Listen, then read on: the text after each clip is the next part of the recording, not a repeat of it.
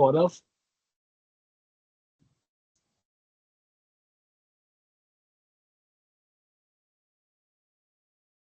Uh, I We think can't hear you, Gaurav is Gaurav. muted. Yeah, we can't hear you.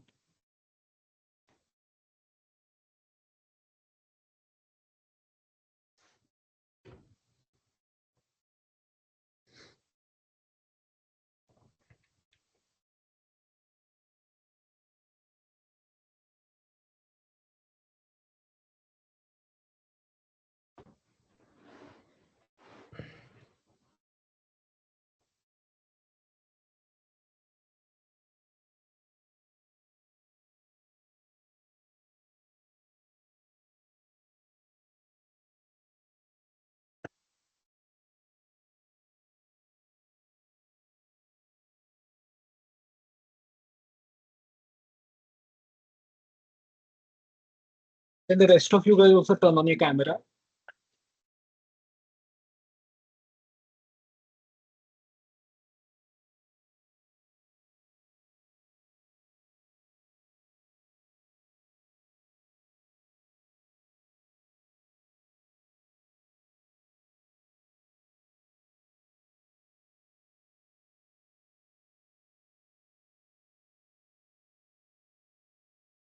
Gaurav, we can't hear you.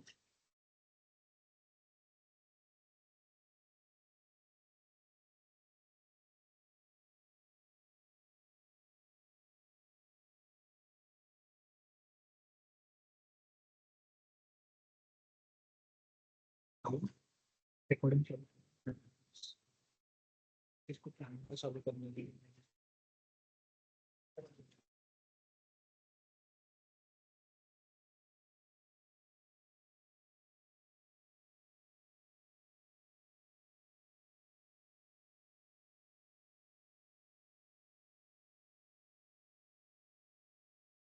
Actually, this text or I guess ये video चालू कर देता हूँ, solve कर। And Gaurav हम एक check नहीं चल रहा। He said he will just wait for us.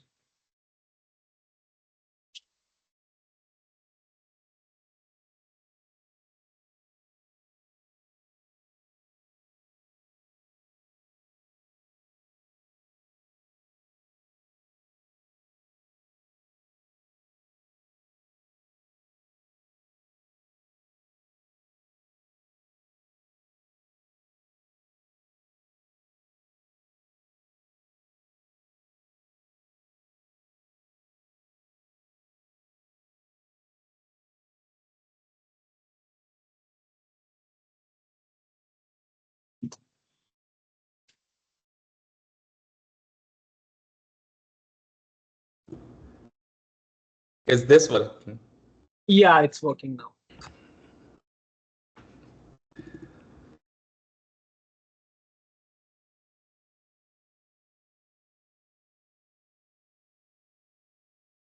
We'll wait for a couple of minutes. We'll start at 10. We'll start at 16. चलिए इसका laptop भी। Okay, please. Yeah, can you guys hear me? Yeah, okay. Yes, sure. So, good afternoon, aspiring astronomers. So today we will be setting our sights far beyond the lecture halls and actually be looking into the universe of opportunities that is the careers in astronomy. So with this, I am Arnav and I welcome you all to the careers in astronomy session today. So gear up and let us see why astronomy isn't just a choice, but a chance for you to reach your starry dreams. So before we start, let us give a warm welcome to our panel. So with us, we have Gaurav. Gaurav is a fifth year PhD student who's doing his PhD from IIT Bombay itself. So hi, Gaurav. Then we have Harshada. She's a first year student at Caltech. And then we have Abhinna. He is a first year student at Max Planck Institute. And we have Kunal, who's a freshie at KU Leuven. So yeah, that's Kunal.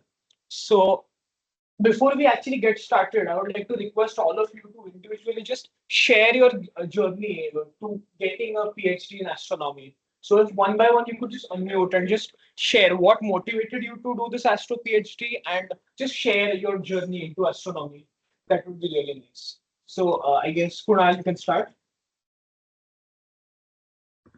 Okay. Hi everyone.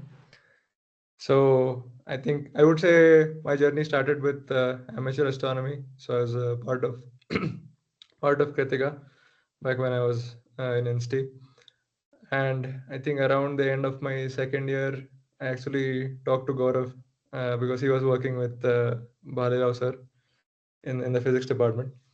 So that's when I actually started something more towards astro research with Bhalirao sir, and I worked on the Growth India telescope for a while, and then near Earth asteroids for a while, and I also did a different project for my bachelor thesis.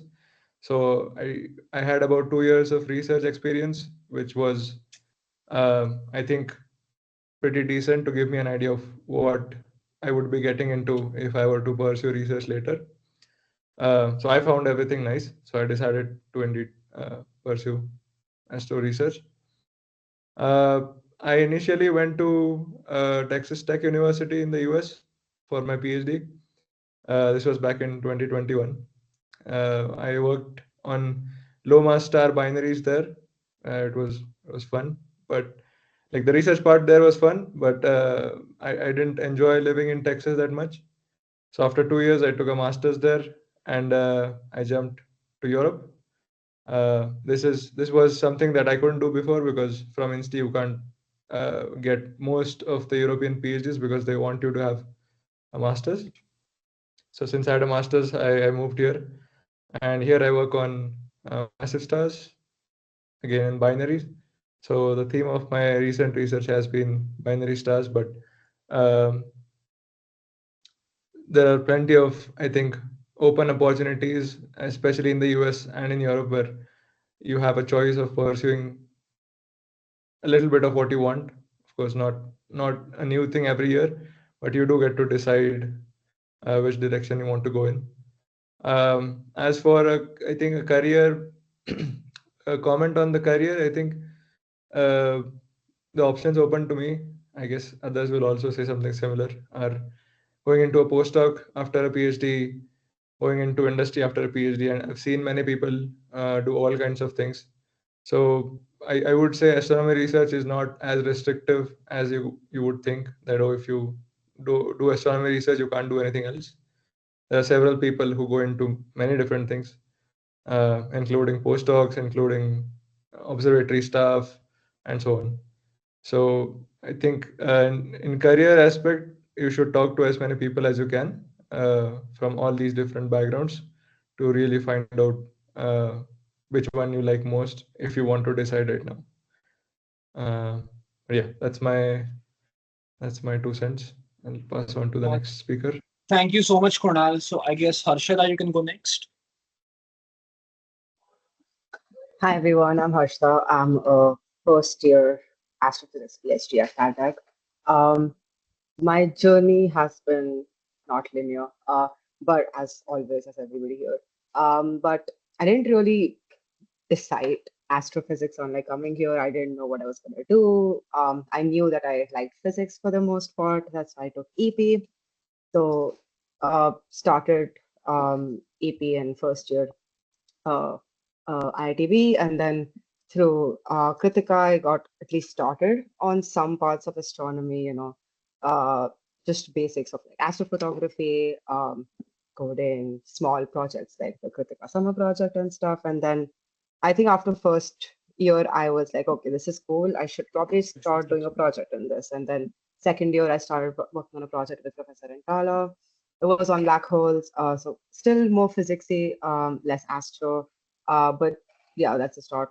Um, yeah, so I started my project there, and that made me more interested into high energy astrophysics or similar domains, which is also like in ITV we don't have like a course where for like we don't have enough courses for astro apart from the third year course that I think Palidao so takes, which is actually which is a good course, but there's not a lot of like intro material. So there wasn't a lot like that I know what actually is astrophysics, and I don't think I know it either now. I got to know it when I came to Caltech that, oh, this actually it's not physics. Astrophysics is a whole different thing on its own.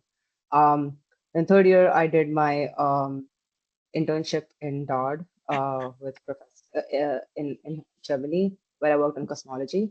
So when I started that, I was like, okay, I significantly enjoyed this part of astrophysics more than what I was doing with Professor Rentala. But so yeah, then I started looking into more into cosmology, and that's when I applied my that's where I applied to PhDs for. So now, yeah, I got into Caltech, and now I'm working also on cosmology and galaxy clusters. We can talk about that later in greater detail. But yeah, that's been my path till now. I have 4 more years to go, obviously. So at least, so we'll see. And in like post PhD options, I completely second with what Kunal said.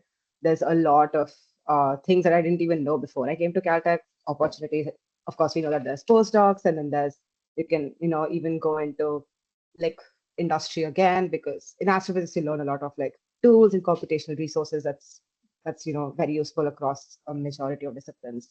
So in addition to those two fields, at Caltech I got to know that there are people like Kunal said, that there are people who work on like things to do with astronomy and extremely important to the entire field of astronomy, but they're not professors or whatever. So they're like staff scientists at JPL, NASA, IPAC. These are processing centers that do, that process the amount of data that all these like telescopes put out, and then they, convert that to useful information that scientists can gather information from.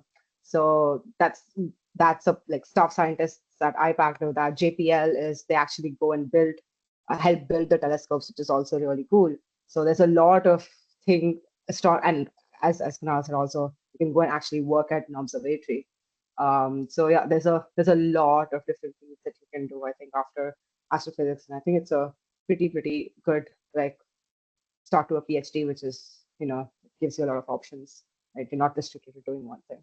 But yeah, that's all from my side. Thank you so much for that answer, Harshita. Abhinda, can maybe go next? Yeah, sure. First of all, I'm not from IIT Bombay. I'm not an IITian. But I did my bachelor's and master's from ISMOALI. I completed my like master's and I did my minor in astronomy there. And there I got my interest in astrophysics because I met like Professor KP Singh and he was doing observational astronomy. And after that, I only did observational astronomy because I think I liked it pretty much. Because that's very much between like pure observations we do and then theorists as well. So that is very much in between. So I do work with data and everything. Right now, I'm working with the star population and clusters in different nearby galaxies, especially. Uh, and but my journey started like from my bachelor's and master, where I did a lot of internships, a lot of projects with various people. Like I would also suggest you to do and take up a lot of internships wherever possible, and a lot of courses as well. Because I remember that in ISA Mohalia, I took around like 9 to 10 astronomy courses. Like, I mean, there was some minor requirements that were there, but still I took overload. So I'm not sure, but I've heard that in IIT Bombay, it's still not that rigorous. But I would still say that whatever opportunities come your way, like just take them. Uh, like I've talked to like Ashwin and other fellows when I visited like IIT Bombay this year early, and yeah, like just take up all the courses, gain all the knowledges, everything, and then probably like yeah, maybe future is very bright for you. And like as Ashada and Kunal already pointed out, there are a lot of different opportunities and options that you can choose. Apart from that, you can, if not in academia, if you don't want to do a postdoc or let's say don't want to be a as such faculty, you can still take up archival scientist like jobs which are provided by ESO and other, or maybe some, I mean, there are skills needed to be learned there as well. So, like, you need to know that project management skills, proposal writing skills, uh, maybe some kind of like coding as well, because coding is also required. And you can also, like, I've seen people taking up data scientist jobs as well. So, if you are at some point you don't want to continue with astronomy or you don't want to continue with academia, you can still take up jobs like this. So, yeah, there are like various opportunities.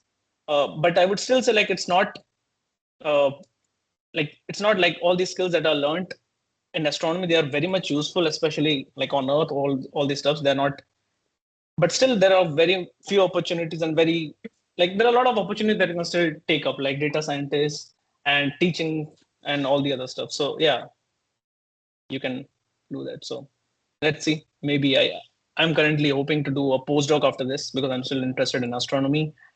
And yeah, I mean, it's good. Thank you. Thank you so much. You actually briefly touched upon some other important questions.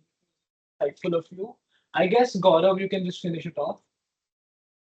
Yeah, hi folks. I'm Gaurav Varatkar. I'm a fifth year PhD student at IIT Bombay.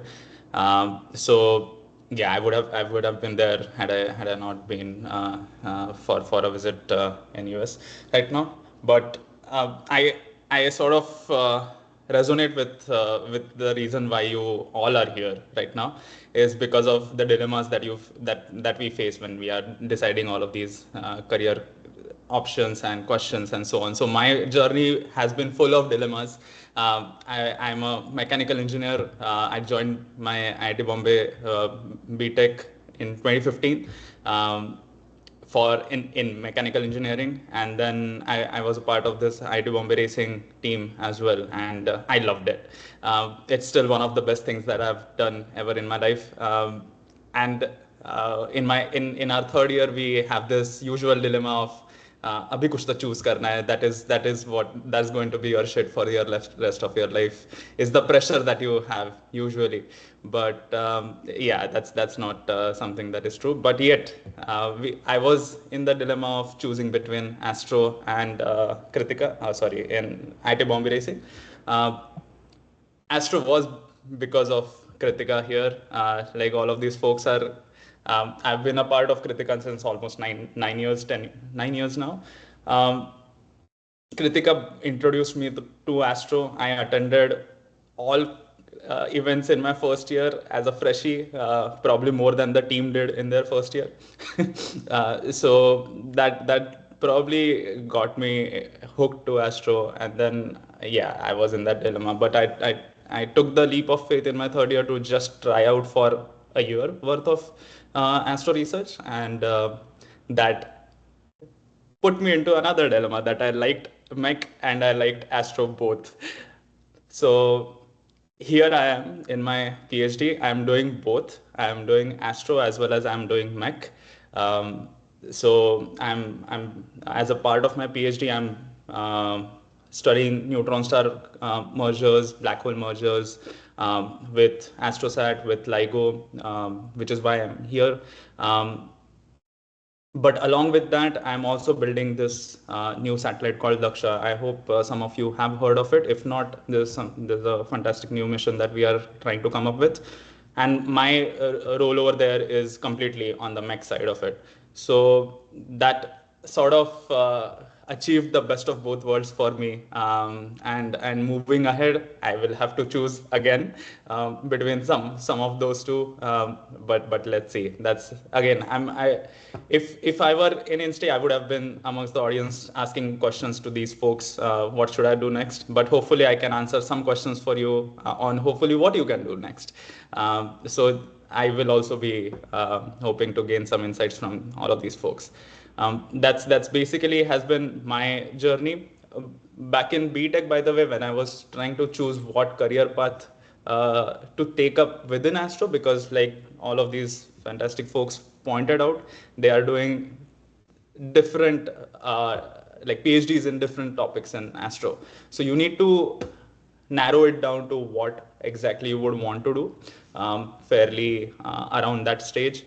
And I had worked in observational astro, in X-rays, in radio, in optical, and again that was another dilemma. So there's a nice process that you go through in which you find out bits and pieces about the field, the prospects of that field, which is why I hope you guys are here today. And yeah, this will be a great conversation. I look forward to. Thank you so much, Gaurav. Just sorry to interrupt in between. You shout out to Kritika. You guys are doing really well. I remember you. I took up. I think in the COVID period, you guys started this Kritika Jupyter notebooks and everything. Like Gaurav was also a part of it. and Devansh and Arvind and all these other guys. And then actually that really helped me because I was just in process of learning new skills, and you guys did a fantastic job in putting like everything in one page, and then starting with Python and everything, because I was not that hard into coding, but I learned a lot of them from there, and it really helped me. So wherever I go and whenever somebody asks me, it's like, there's some basic stuff that you can learn in astronomy. I always put this out, there's Kritika Jupyter notebooks, just go and find it online. It's really helpful. You guys do deserve a lot of credit for that. By the way, my colleague is also there. I mean, Kala should be there in the audience. She was my colleague when I did my master thesis, so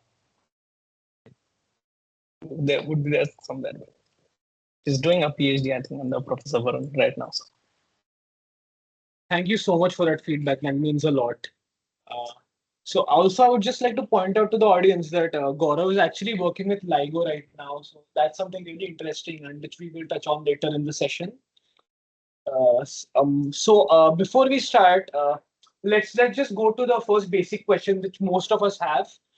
So how does a normal week look like in a PhD, and how is it different from maybe a week in your undergraduate or your postgraduate life? So what's the difference between a week in a life, day in a life of a PhD student versus a day or a week in a life of a UG or a master student? So would you please maybe someone of you take that question? Yeah, I'm way too old to remember my BTech days, so I think these three folks should go ahead with it. I can give a quick comment before I think other people can say something. Uh, the typical day that you have in your PhD depends very mainly on your advisor. I think, at least from my experience, that's what I've seen.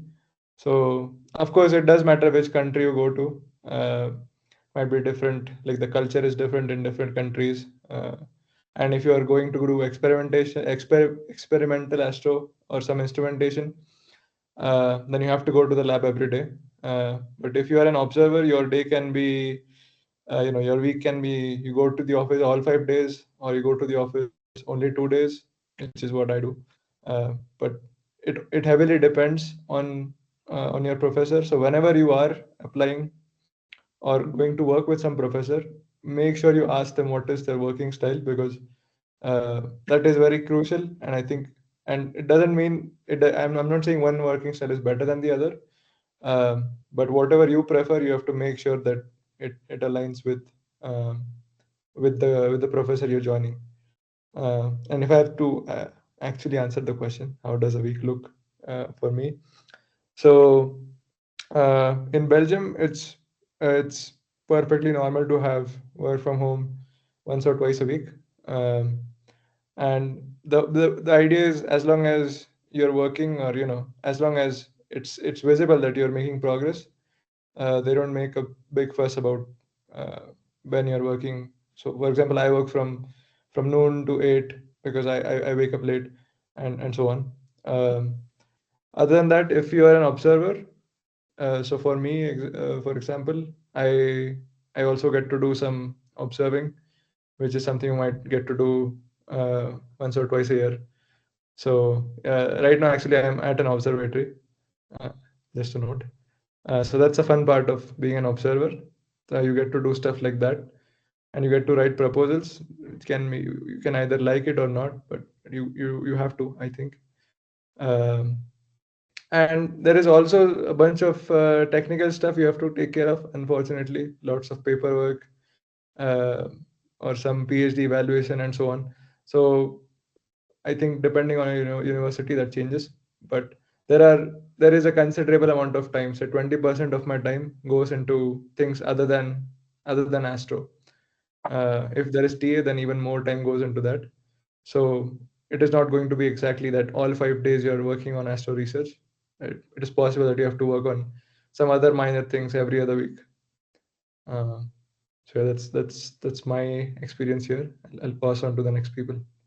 I'm just going to cut here.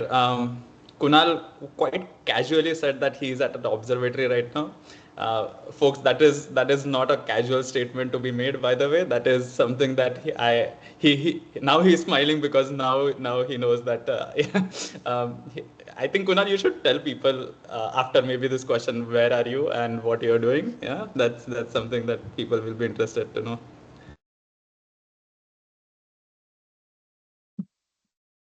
Yeah, you pretty much Yeah, summed up everything. Okay. no, it's okay, whatever. Yeah, speaking from a US perspective, I second the fact Kunal said it highly depends on the place you are, an advisor, and so on and so forth, and also the kind of work you do. In undergrad, I think you mostly spend a lot of your time in courses. So पूरा दिन basically classes and homework. And थोड़ा सा जितना भी research होता है बीच में, that's mostly it. Like research is like a side priority and you like pass everything first.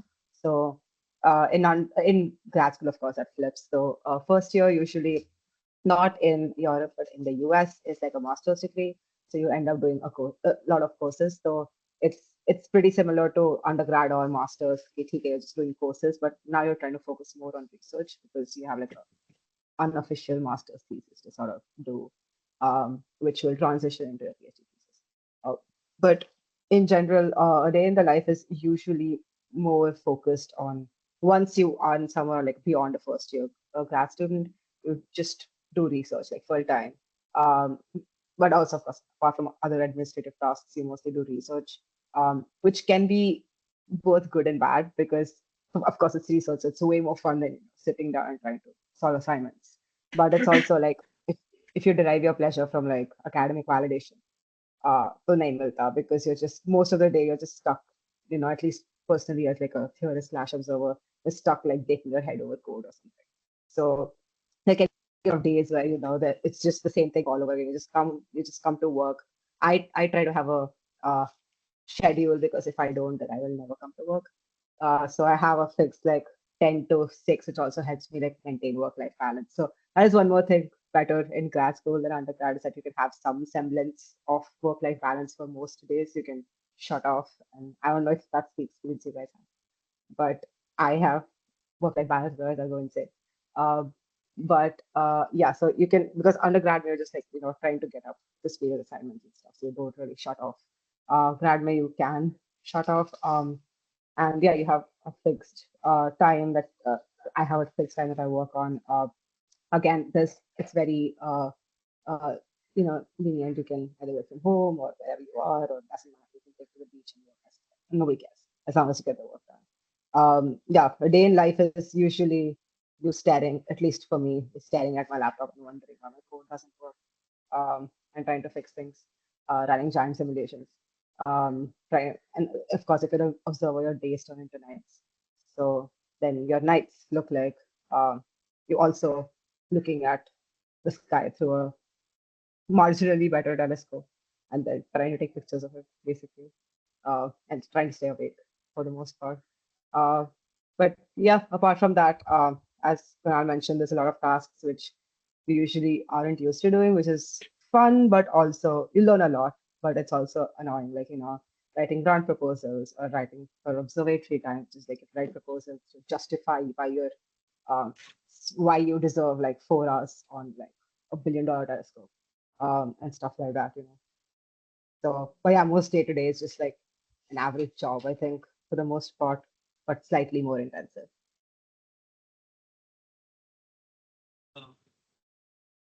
Would anyone else like to add? Yeah. Yes, so like, I mean, Kunal pointed out really nicely because I mean, we all because I think most of the European countries they have very similar culture. Like, it's like in my case, uh, I have freedom to work from home, but as you said, like it depends on like your supervisor a lot.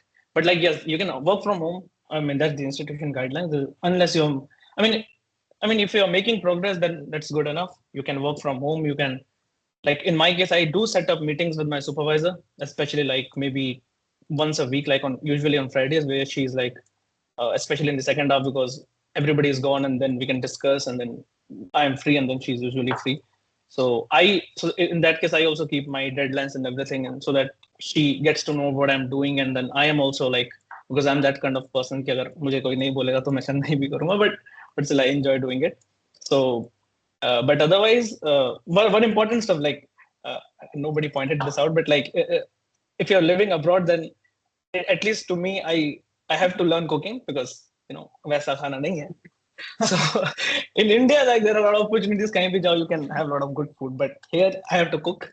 So once or twice a day, sometimes I cook. So that does take some time, but that's usually like typically where my day starts. Like to think, okay, this is something I should cook. That other than that, like there are a lot of things you can do. Like I also do sports, like at least 3 or 4 times a week. I go to play badminton, basketball, and other stuff. So this keeps me like distracted from the stuffs as well. So and weekends are usually empty here. So like you can do whatever you want. You can sleep. You can go to hiking, trekking, whatever you want. So yeah. Otherwise, it's very similar to what Kunal mentioned. That yeah, like you work, you see, and because he's also observation astronomer, so he also does the same thing probably as me. So that's it. Yeah, Before- I'll quickly add a couple of things here. Is that from what I can remember, BTech life was mainly driven by your external factors. Okay, that is one of the things that you will realize when you enter your PhD is that you are the owner of your own time, you are the owner of your own deadlines, you are the owner of your own labor, which is whatever projects that you are doing, whatever efforts you are putting in, wherever you are putting in those. But in BTech, it is driven by the professors and the courses that you are taking. So everyone is telling you, yes, there's a deadline for this assignment, there's a deadline for this quiz, there's a deadline for this midsem. So your mind just does not slack off in the in that thought कि अभी next क्या करूँ. That is something that these folks will experience once they come into their later years of their PhDs. अभी तो उनका course work चल रहा है, but so they are sort of in the BTech phase still. No, Abhinay and Kunal would be slightly different there, but still, you are the owner of your own deadlines, and this is true wherever you go. Okay, outside PhD as well, you will be the ones who will be deciding what to do. And your career will shape accordingly. If you push yourself, if you are ambitious, if you like grind hard, then those kind of benefits you will get later. But there are cases where I have seen people take some time to adjust to this post IIT bubble, where we are sort of trained to do as the professors are telling us. So through these projects that you are hopefully you will sort of sign up for, you should get an idea of how things will be in your PhD or masters, any sort of long-term projects that you do. These are your windows to the PhD life.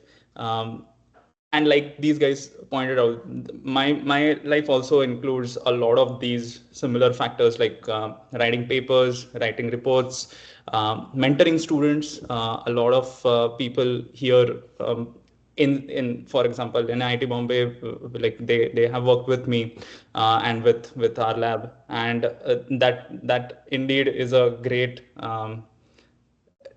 for personally, it's like a great thing for me. I love mentoring students, and I take pleasure in doing that. And of course TAing. So all of that. So you can break it down into a few parts. It's like there are some institute duties, there are certain department duties that you take up. And apart from that, you have essentially your research. But then your research is also divided a lot of times into multiple parts. So for example, I am working on 4 different projects, 4 different observatories / missions right now. So that takes up a lot of my time. So if you want to like get stuff done from all 4 of them. So that is where your time management skills, if you want to call it that, right from the get-go will kick in. And that is something that you can sort of get a hunch when you sign up for these projects, hopefully, with different professors in your BTechs. Yeah, Thank you so much. Before we head on to the next question, Kunal, would you just like to, just answer the thing Gaurav mentioned, just so that all of the audience is really interested in it? Okay. So yeah, if you are an observational astronomer, you might also get opportunities to travel to very nice observatories. So when I was in Texas, I went to an observatory in Texas, which was fine because Texas is not the best place to have an observatory in the middle of the desert. But since I've moved to Cave Leuven, so Cave Leuven owns a telescope. Um, it's a relatively small telescope, but uh, the good thing is it is located in La Palma in the Canary Islands. So this is off the coast of Africa, close to Morocco, and I think it is, from what I know, I think it is the best observing place only after Hawaii and Chile. Is It's that's really what, beautiful. and it's yeah, and it's, so yeah, the view is how I get paid. I think because I mean I also get paid to come here and eat and go back, but for 9 hours of observing, you get to see the sunset, you get to see the night sky, the Milky Way with your eyes, and you get to see the sunrise. So I think that is very rewarding. And if you're an observer, chances are you'll get to do that at least once, I think, uh, regardless of where you go. I think even in India, some people from IITB went to Ladakh. So that was nice, right? Uh, who went to Ladakh? Ravi went, right? Yeah. People who worked on Growth India Telescope. Yeah, they were. Yeah. So if you get into observational projects, there is a good chance you might, or if you end up at a university that owns a telescope, there's a good chance you'll get to go there. So yeah, that's where I am. Yeah. Yeah, that's amazing. I wish we could see some pictures sometime soon. Uh, yeah, so That's we a really actually nice had thing. opened. Sorry, just to mention, like add on, that's a very nice thing that you mentioned, that if you are working as an astronomer observation, doing observation, you get to travel a lot of nice places, really beautiful places. And I mean, you can always find like workshops and summer schools where you can go. But like doing observations is really nice because you see what nobody else could see. You go and go to Chile and you can, like, Canary Island is really beautiful. I hope I can sometime go there as well. But I can always go to different observatories. Folks, start with GMRT. Okay.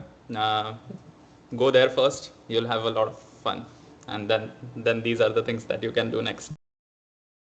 Yeah, just to those who are confused about what GMRT is, we actually host a trip to GMRT. It's an observatory in Pune every year. So it's a really nice night sky. So that is what he was referring to. So yeah. Actually, I was just letting you guys know that we had actually opened a Google form with with people who had questions for you. So we had a very common question from people, which was that in your experience, what are some of the biggest misconceptions that an astronomy PhD involves? Like what are some misconceptions which people have about pursuing a career in astronomy? So if any of you would like to add something based on that, please.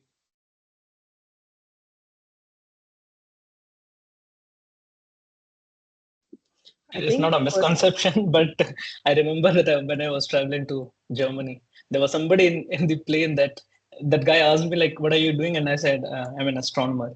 And he said, "Oh, तुम वो नक्षत्र वक्षत्र करते हो क्या?" I'm like, that is astrology. And then I switched from astronomy. So wherever at least in India, like, I mean, people here know what astronomy is, but like, if I travel to India, I said astrophysics, and then they don't ask me questions. Because like physics were involved in it, and then like, yeah, okay.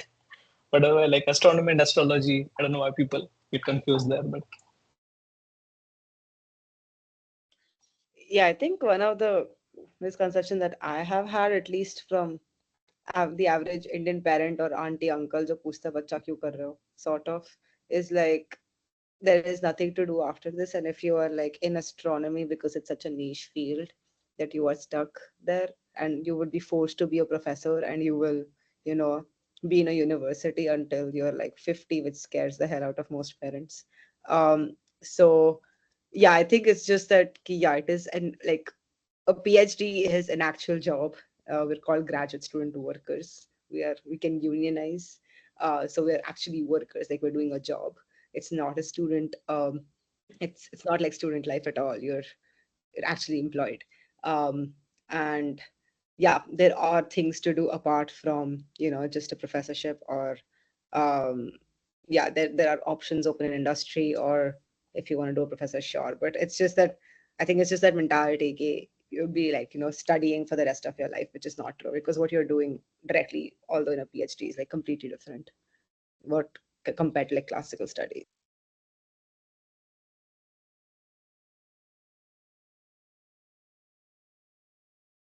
Kunal or Gaurav, do you guys have anything to add? I can't think of any misconceptions myself, but I think it would be a good idea to maybe if anyone in the audience has any misconceptions that we can clear, because I think right now I can't think about what I was thinking back then. Just to add to what Harshada said, I remember that once my parents asked me, "Beta, kab tak padhta rahega?" But what she said is actually true. Like, it's not padna is okay. This is something that we do always. Right? Research is also like studying, but this is something that we get paid for. So it's still a job. Especially in Europe, it's called a job. We do like receive salaries and all this, and so like not that big salary, but it's like decent salary. So you can still pursue this. So I'll quickly add on what Abhinav just said, is that he lastly said about basic salary and stuff, right? So folks, money matters. Okay, wherever you go, you will be living on your own money. So it is one of the things that you should always think about. It is not wrong to think about money. That is one of the misconceptions that I had. If you are going on into academia, you should not think about money. That's the satisfaction, the gratification that you get from your scientific pursuit is what should fulfill your stomach. Doesn't happen. Okay. So think about the monetary aspects seriously, especially from the point of view that when we are starting our PhDs, we are typically 20 to 23.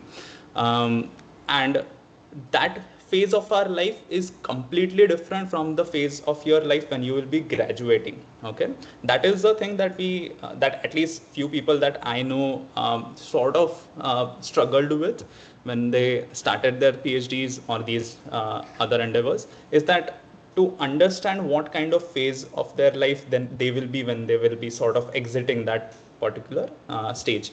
So when you are leaving your PhD, you are say 28, 29, at times even 30, when you are sort of at the end of your PhD. So 28 is very different from your 22.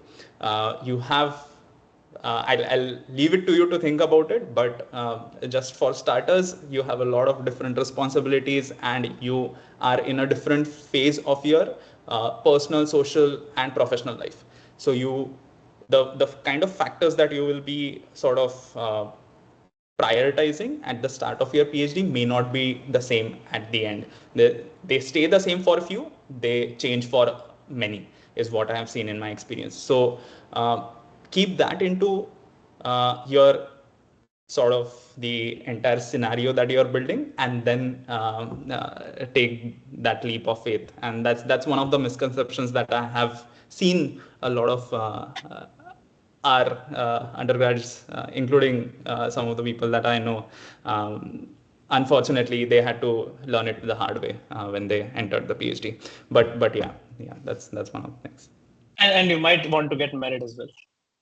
So that's such a I thought I put it subtly, but yes, Now that Gaurav touched upon it, I think this would be a good time to ask our panelists, what would be your advice to somebody who wants to pursue a career in astronomy, but is maybe a little reserved in terms of financial aspects, like like the person who wants job security and financial security too. So, what would you give advice for somebody who's interested but concerned about job security and financial security? I'll let others go first. Yeah. I can give my 2 cents here. So I think that can be looked at in 2 ways. If one is either you want immediate immediate job security, or you want to secure your finances immediately, which means you want a high PhD salary. If that's the case, uh, that is, I don't think that is trivial, and that highly depends on where you go. So, for example, in the US, even in the US, which is one country, the PhD salary varies drastically from place to place. In some places, you can save thousands of dollars a year. In some places, you can't save even a few hundred. So highly depends on where you go, and this is something you can. I don't think many institute websites tell you how much they will pay you. So you can talk to people at universities that you are interested in and see how they can manage their finances. In Europe, if you manage to apply in Europe, I think it's very simple compared to the US, because if you go to Switzerland, then I think that really helps your finances, at least from what I've heard. Uh, but even in Europe, again, at least I think European universities are slightly more transparent with their salaries. You can probably just see the salaries on their websites or job postings. They just tell you what it is. Um, if you're thinking of salaries after PhD, then of course it really matters which kind of astronomy you pursue during a PhD. If you pursue something that has no connection to anything outside of astronomy, then yeah, it can be difficult unless you really do something else on the side. Versus there are people I know who have developed softwares for astronomy, uh, huge softwares that are open source and used all over the world. Those people have literally no trouble getting into Silicon Valley jobs. So that is one extreme of this. The other extreme is someone who doesn't do any technical stuff and just looks at just. I think right now it's very hard to do a PhD without doing any technical stuff. So that is a good thing. By the end of your PhD, you're very likely employable um, if you've worked well in your PhD. Um, but if you are really concerned about that, then there are many fields of astronomy that you can choose even before you get into a PhD. You can focus on those fields, and if you get into those, then you have kind of your you're kind of in a place where you can choose either. By the end of your PhD, if you're interested in astronomy, you can pursue that. If you're interested in industry, you can pursue that just as well. Um, so especially people who do computational stuff, people who make software, people who work on instrumentation, those are, I think, much more broader. What I do is, I think, on the less of that side, I do deal with data, but it's not on the level of someone who works with millions of stars. So there are different levels to what extent you can do this. And if you have these concerns early on, then you can pick your field according to this. Of course, the best way to do this is talk to people who work in these fields. If possible, talk to people who have gone into industry. I know it's hard to find them, but I think there are probably contacts in the old Kritika folks. Gaurav might know some. Uh, Gaurav is old, so you might know people. But there are plenty of people to ask. So make sure you talk to a lot of people before you decide on something.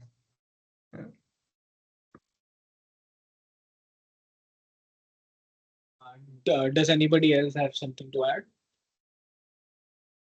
Regarding jobs, I mean, they can be different fields as well. For example, I've heard that people go into defense and civil aviation like stuffs as well if you want to work for all these. But depends on like a lot of what skills you have, what necessary skills are required there as well. I know that there are a few PhDs. I think recently I forgot the name. She graduated from Macquarie University and now she's going into science communication. And if you guys know like Dr. Becky, she does like a postdoc and then she runs a YouTube channel like I think with 8 lakh subscribers or something like that. So like I mean there are a lot of different things that you can do side things as well. If you are good in like science communication and all these stuff, so you can pursue them as well. Other than that, then you can also do. I mean, you can also if you are good in instrumentation, national labs and observatories or like mission space missions that you can work with. So yeah, like there are different things, but like say the salaries vary a lot depending on what you are doing. So a postdoc salary might be very much different from somebody who's working in, let's say, civil aviation or like aerospace engineering. Like there are a lot of jobs, like high paying jobs, like really high paying jobs especially, but there are like some caveats as well. Like for example, you cannot go to NASA as such, like do a permanent job unless you are like get a citizenship there and all these stuffs, or like you get married to a American citizen, something like that. But yeah. Thank you so much for that. Now that you Sorry, briefly just mentioned, just yeah, a small please. plug. When you talked about the yeah, the NASA thing, there's actually, as I said, there's a lot of things which are open to international students and people that don't require you to have. You can work as long as there's no direct application to the military. You can work in most jobs. So NASA, JPL, the Goddard Space Center, IPAC, all of these are jobs where these are like proper jobs. They're like this, not the same, but like similar financial security as like other jobs, traditional jobs that you would go for, because the center hires you. You are not working on a project. You're not, because with professors, kya hota hai, you have to put in grants, and if you don't, if that's a bad time and your proposal gets rejected, there is a possibility that, at least in the US, that you will not be funded for a while, or like you won't have enough funding to cover for your students or your lab or whatever. So it's a very like, in a professor, you have to like make sure like you have grants working constantly.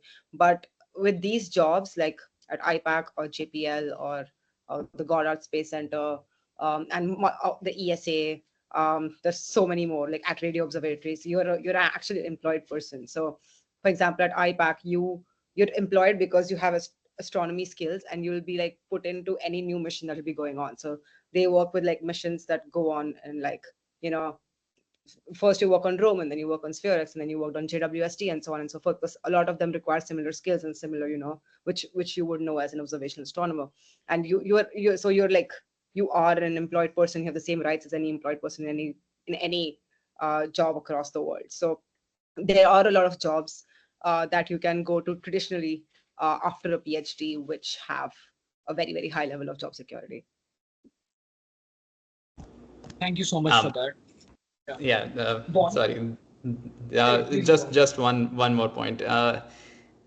You should divide your thought in this into two parts. First is whether you will be able to sustain yourself during your PhD, and then what can you do after your PhD?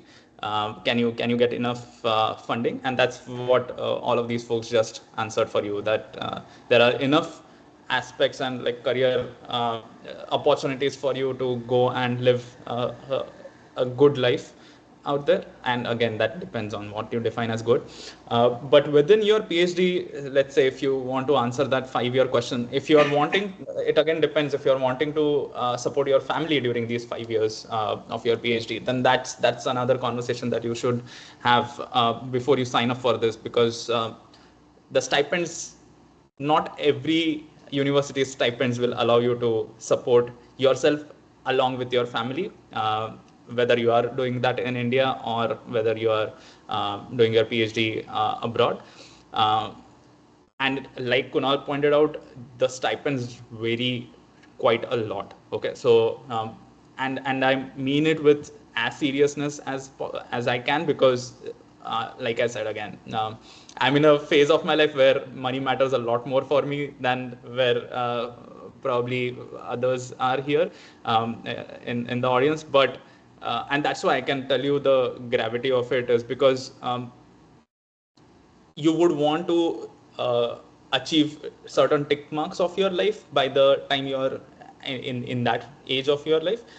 So for example, if you'll always, this is something that you should keep in your mind, that you won't be able to match the luxury that your peers will have. Okay, that's peers outside academia will have. Okay, that's first, and first a bottom line that you should start off with. Okay, uske beyond he whatever you want to build. And that's another conversation that you should keep in mind when whether you are choosing for a PhD in India or outside. In India, if you get scholarships like the Prime Minister's Research Fellowship, which is the PMRF, it is like a great scholarship. You get paid like 80K per month, and that's enough to sustain you living in Insti. क्योंकि अभी you all are here in Insta and you are basically living off of, I don't know, a few Ks per month. Imagine 80,000 per month living in the same place, because all of our food and hostels are subsidized, most of it. So that's a lot of savings that you can do. So just to feed certain numbers so that it can sort of start that conversation in your mind. But without that, you are essentially at 40-45K benchmarks. So keep those numbers in your mind when you are choosing for this. If you want more details, like Kunal pointed out, go and talk to people. Our Insta alums are everywhere. Okay, भरी पड़ी है अपनी जनता पूरे दुनिया में. You will have someone sitting in that university or in that city or in that state, and if they are not working in that university, someone else they will know will be working there. So okay, so you don't worry about it. Insti Janta will help you out no matter where you go. So leverage on the fact that you are IIT Bombay students, and some of you hopefully to be alumni. So yeah, that's my take on it. Yeah. Thank you so much. I think Abhinay in his question, we briefly mentioned about the different types of PhD. So I would like to ask a question based on that. So what is the difference between a PhD in say, theoretical or computational or instrumentational parts of astronomy, and how are they different, and what is your take on each of those fields?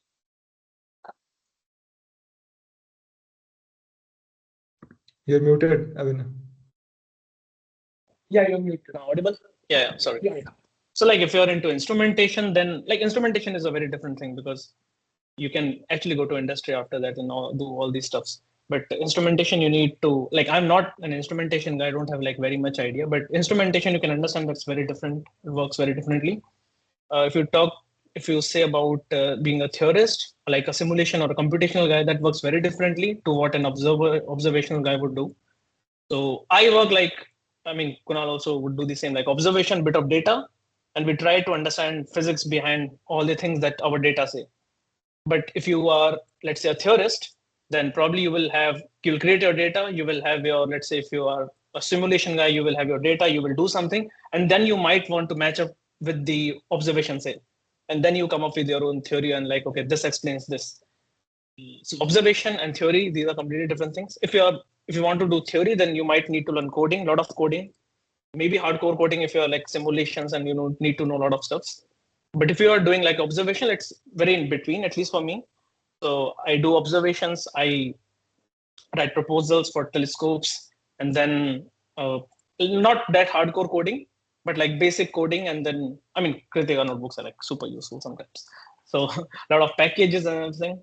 So, and if you're like instrumentation, then you need to be on labs, and the work routines are completely different from somebody who is working on observational astronomy or somebody who is working with like simulations. So these are completely different. So you can at least categorize yourself like where you want to work with. If you are good in coding, then you might want to take up this, because I mean, universe is like so vast that you can work with everything. You can work with galaxies, stars, and in simulation they have everything. Same with observations. And in instrumentation, you require a completely different skill set. You might want to know a lot of good optics. Maybe work with radio telescopes and everything. So that's the basic difference, I would say. I mean, Konal and Harshita, you can add up more, because I think Harshita works on simulations and Konal is observation also. Yeah, very similar in general. So yeah, in astrophysics, you can broadly classify in three different forms. There's theoretical, observational, and experimental. Of course, there are caveats to all three of them, but in theoretical, it's mostly you perform simulations. Usually pen paper work, if you're looking into that kind of work, is very limited in Astro because most systems are very complicated. So pen papers are the new but like by theory, I mean, it's not like you sit down and write like stuff. You code things up, you perform mock simulations of things. You basically run your own simulations. That's mostly theory in a nutshell. Observational, as Avina and Kunal can probably speak better, is yeah, you just You work with real data, both in collecting it, you organize how to collect it and then process it and then derive actual science from it. You don't just look at a telescope and be like, okay, here is a star that I looked at. You do science with it. And then experimental is a very different thing. I think, because experimental, yeah, you actually work, again, Gaurav should probably know better, but you actually work with designing the telescopes and designing everything. Now, a quick note which I would like to add here before somebody else speaks is that all of these fields are very um, this is not a very good categorization, because to be a good astronomer, I think, as far as I've talked to most people, you need to have an idea of most of these. And a lot of us end up doing almost all three, if not experimental. Most of the experimental zyada nahi hota, but a lot of us at least have a taste of the first two or the third one as well, because these are the skills that you need, that are required if you're going to be a professor or work in anything later related to astronomy. You should know how telescopes are made. You should know how they work. You should be able to take data from those telescopes. You should be able to compare them with simulations and do actual science with it. So I think these are all three very necessary things that I think you just develop throughout your PhD, by or undergrad, by when you take different projects and you work on them. And also, it's also very field dependent in astronomy. So if you work on something like LIGO, for example, you'll probably end up doing, again, I don't want to speak for Gaurav, but you probably end up doing more, a lot of experimental and simulation work, or also observational. For example, I can speak for cosmology. If you're a cosmologist, you almost always need to do all three. You need to be able to have an active input in making telescopes, in making the pipelines for those telescopes, and in doing simulations. So there is a bifurcation of the kinds of PhDs that you can do, but mostly a PhD would span two or more of these fields in general. Again, I'm not very experienced, so maybe I should let Gaurav or Kunal talk more. Yeah, I'll Also, like good. these, sorry. Yeah, the first two things are very much especially related. So, like if you are doing observation, then you also have to match with what theorists have predicted. And if you are doing theory and simulation, you have to match them with observation. So ultimately, you need to learn like all these three. And just to add one more thing, that if you are, let's say, working with some missions, especially dedicated missions, and you are like long-term employed, then I mean that's like a good job security thing. Because I remember I was in at SOA 2022 in Aries Nainital, and these guys were offering some 60K if you want to work for a long time, let's say 10 or 15 years for the mission Aditya L1, and they were like paying decent amount, but you need to like work for them and not for anywhere else. So that was like kind of a job security at least till 40s. So could be an option as well.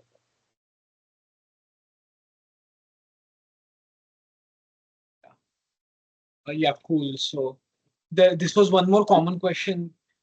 I'll touch upon something quickly. One thing that may vary in these three things is the kinds of collaborations you are a part of. I think that really plays a big role on how fast your research goes. Actually, in my office, there are three people. All three work on these three different things. So I get to see how their collaborations work. So at least from what I've seen, in theory, the tendency is there are less people working together in many cases. So if you are a theory PhD student, you don't have to worry too much about 100 collaborators giving you feedback in some cases. In instrumentation, there is a high chance that if you're building an instrument, you're building it with many people together. And that means that if you have a paper, then that paper is going to get reviewed by that many people, and it's going to take that much time, and you're going to get that much feedback. And in collaborations, not always it's the case that everyone agrees. So I've seen people in my institute where they have a paper ready, and it takes 3 to 4 months for feedback, and the feedback in total is like 25 pages from different people. So of course, the good side about building an instrument is that any paper that comes out of that instrument is you get a co-authorship, and you get all the perks, and you get privileges to get exclusive data. So there are people working with JWST who get privileged JWST time, which is, I think, very unique. If you are an outsider applying to JWST, you have to face immense competition. So those perks are there. In observational stuff, it depends on what kind of group you join. I think if you join something like LIGO, I've heard that in LIGO the review processes can be very long, and you have to depend on other people for some things.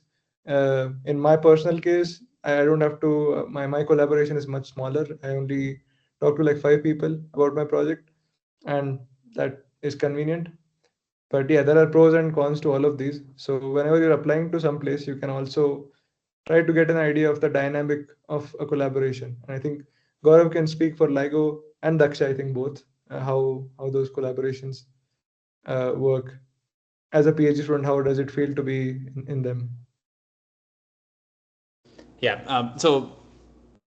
Folks, just to give you a context, academia ka currency is papers. That is why almost everyone here was talking about papers.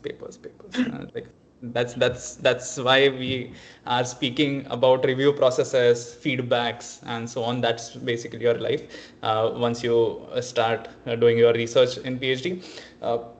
So when you're deciding what to do between observational instrumentation and so on, and theory, maybe you would want to think about these aspects as well, because academia speaking in the currency of papers, you would want to have enough of that currency when you are leaving that field, when you are transitioning into a different stage of your career within academia, okay, not just outside academia. So in observational astronomy, it is slightly easier to get your names on co-authored papers, but it is equally difficult to get your first author papers as well, because there's like 10 people vying for the same data. You are supposed to be in one of the core institutes who is sort of leading the observations and so on. So a lot of times that becomes slightly in the gray area.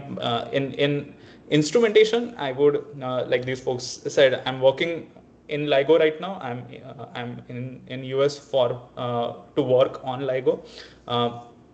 So we have a huge collaboration. We have about 1,000 people in our collaboration, and all of the papers that we put out, we have all of us on those papers.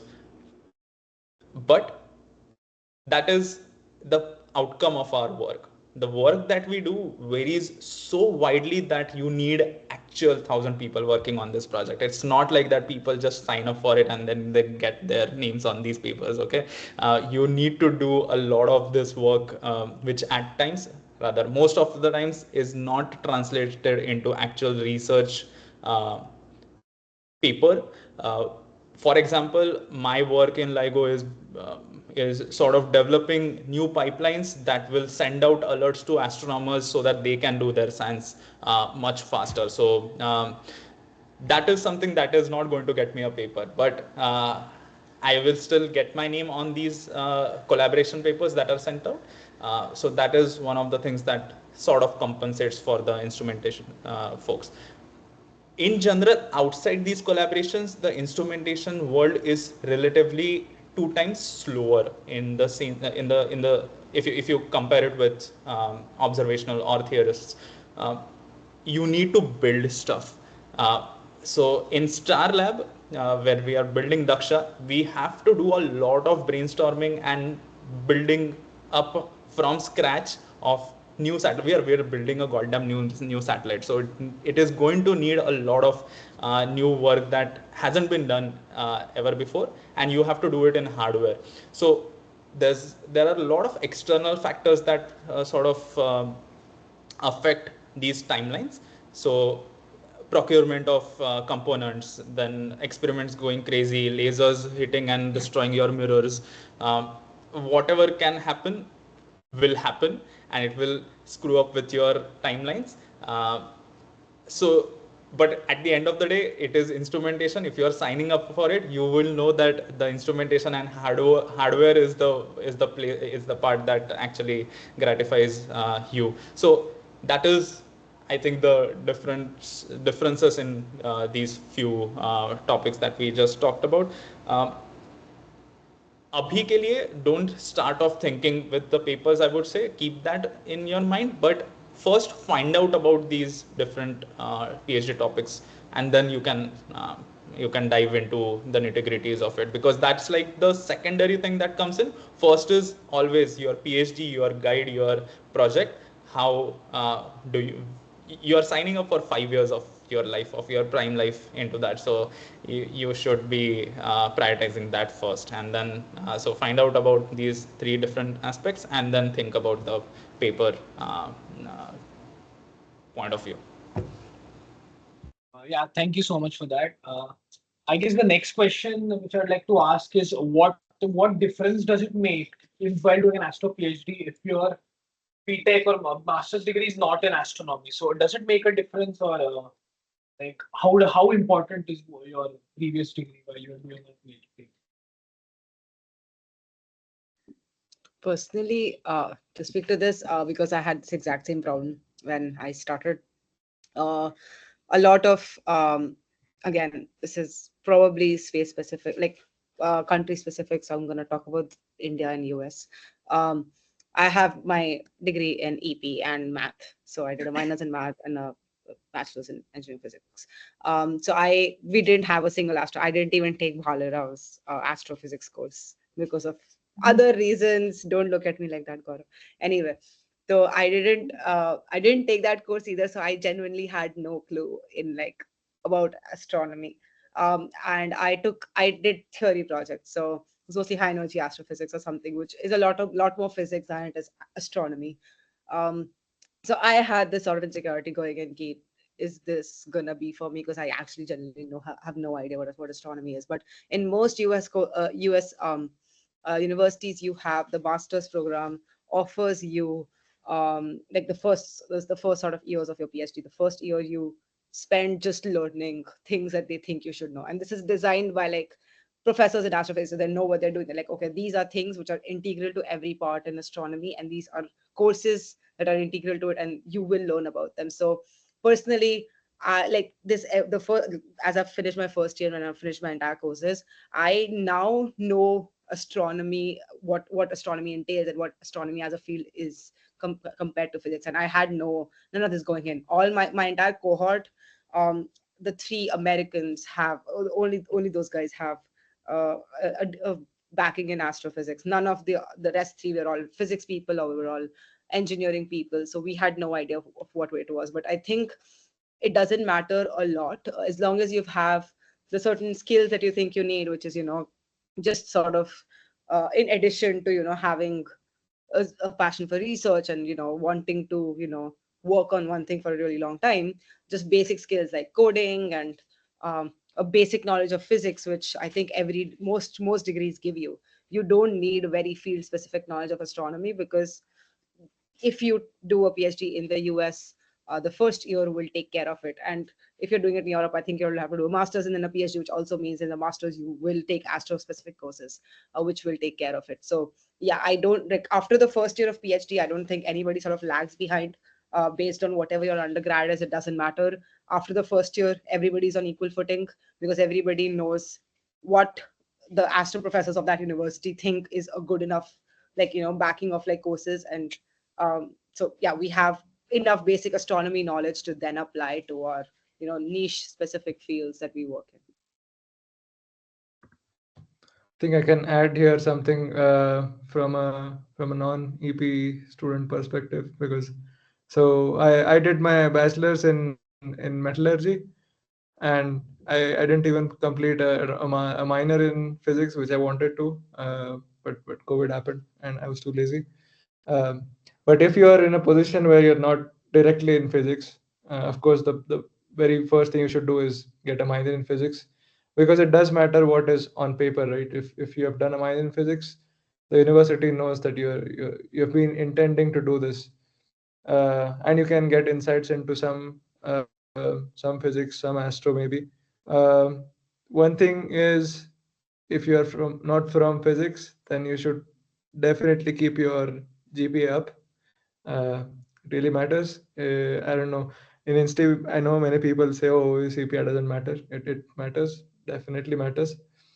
So if you're good in acad, I think that's a good sign for universities. Like Harshada said, once you're in, then you're basically on the same level as everyone after a year, because you learn the same new things and you catch up. So that part is not that difficult, I would say.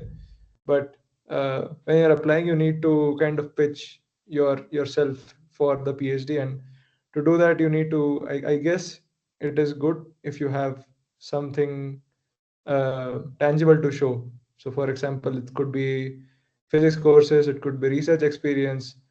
I'm sure there are many research opportunities that you'll maybe get to work with in your years in INSTI, and that does matter. So make sure you kind of work towards this in a well-rounded way. You don't have to focus on one thing a lot and ignore the other. A well-rounded profile, I think, uh, looks really good, and uh, and the committees know this. Like the admission committees, they know people from all different fields can apply, so they're not going to judge you directly from your field, but they do care for how much you have been trying to get into astro and how much effort you have been taking to steer your career into this direction. So I think that's something that you can think about before applying. Once you are there, I think then it's very similar for everyone. Then everyone catches up, and then you are. I think then nobody is going to ask you what is your undergrad. So I think Gaurav can also comment on this, right? Yeah, I'm a mech engineer, BTech, and then a PhD in astro. Not yet a PhD, but doing my PhD. My guide is Elec BTech, went into astro. Another prof in physics department where you are right now is a EP, sorry, Elec dual, who is an astro now. There are so many people that I know who transitioned from non-astro or non-physics background into astro, because astro is that welcoming of a field. You can sort of enter and bring in your skill set. So that's a positive thing that you should think about, that if you are, say, a elec guy, or a aerospace BTech, or a master's in say mechanical, you can still transition into astro, because your skill set, you can leverage those skill sets into astro in different parts of it. Like we all said, astro is so huge that you will find some niche area for yourself. But like again, Kunal and Harshada mentioned that you will get your PhD degree in physics. So physics matters at the end of the day. You should be able to understand and contribute to the contribute scientifically to the existing knowledge of astro. So preparing yourself to that is what you should focus on. So taking a minor, great. Taking up courses, giving these exams, standard exams, which will tell you and the admissions committee that yes, boss, I'm good at physics, is the way to go. It is it matters at the end of the day, even though it's something on paper, because these are certain things in astro that you will be able to connect to with different parts of physics. Astro is extremely interdisciplinary within physics and outside physics as well. So between different engineering as well. So mech, elec, aerospace, materials, anything that you can think of, civil mat dalna, lekin yeah, elec, mech, aerospace, including physics, can all contribute meaningfully to the to astro in general. So leverage on that, keep your basics clear. Rest is all fine, like Harshada pointed out. Once you enter your PhD, first years of coursework is going to set you up really well for your future. Ensure karna ki your university or college has enough astro courses, which IIT Bombay unfortunately does not. So for us, for people who are doing their PhD in astro in this department, we had to self-teach a lot of things, which is very difficult while you are doing other courses and your research simultaneously. And in the context of this, just to clarify what I had said before, Starlab is the space technology and astrophysics research lab in physics department, which is headed by Professor Varun Bhalerao, and that is where like a majority of us have worked in. That is where I'm currently working on. So if you want some of this insight into observational side of it or instrumentation side of it, just go and catch any of these people who have worked in Starlab. Some of them are standing at the back. You can see some of them, and yeah, just catch them informally. बाद में. Thank you so Also much. Yeah, go on. I mean, I just can add something. So, for example, I know few of the most of the European university, they ask you for a master's degree. So, if you are like doing bachelor's, then you can. I know that in US you can actually do like bachelor's and then a PhD if you're exceptionally good, depend on like what your experiences are. But like in Europe, they usually ask for master's degree and then ask for 1 year of master thesis, especially. So keep that in mind. Or you can do like a master degree. You can take a master degree and then come to doing a PhD. But like this was something I found like it was important. And like as like you guys mentioned that you can, if you don't have enough courses, you can use your vacation period and internship period, like do internships, work with people, go to conferences like there are ASI and all the other meetings that usually are there, meet people, and then you will definitely find somebody and then try to work with them. I mean, I know that I think Roshan and I working in IIT Bombay, he recently went to PRL. He was working with I guess neutron stars or something like that, gravitational waves. So like the thing is that you need to find opportunities. If you don't have one, then you either learn like you self help yourself or like try to find people, ask people, mail people. I guess like people are really good enough to like they will definitely reply you or you can work under them. So that was something you need to think of as well. Okay, I guess now is a good time to maybe just take a couple questions from the audience. So, like, if anybody has any questions, please ask our panelists. Does anyone have any questions? Yeah, please go on.